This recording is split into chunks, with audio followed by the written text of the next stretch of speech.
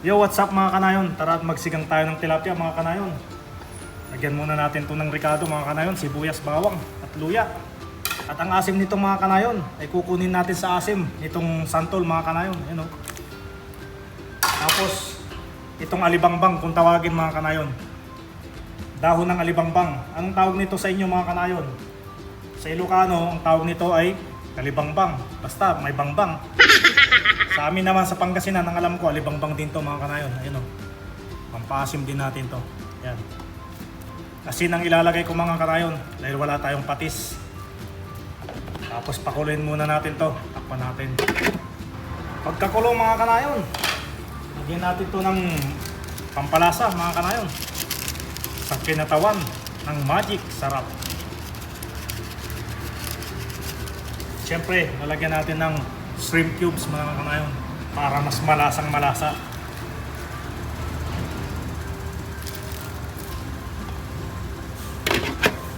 So ilang minuto mga kanayon, ayun o, kumukulo-kulo na mga kanayon. Dudurugin natin to gamit ang ating mahiwagang sandok. Yun o. Sa tingin ko naman, nakuha ko ng tamang asim nito mga kanayon. Ito, tikman natin. Aha! Lalagay na natin yung tilapia mga kanayon. Yun o. Palalanguyin natin dyan.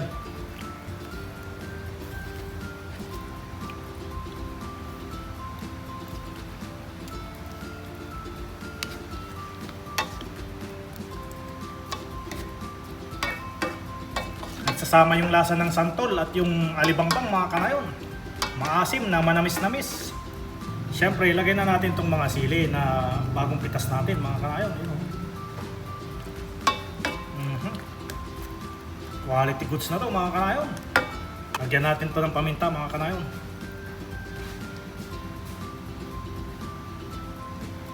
Then siyempre, takpan ulit natin.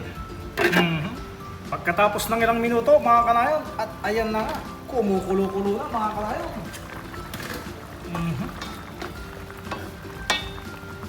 Man natin. Aha. Labas talaga yung asim ng santol at yung alibangbang mga kanayon. Siyempre, ang panglastats natin dyan mga kanayon, itong dahon ng kamote. Talbos mga kanayon. Yun o.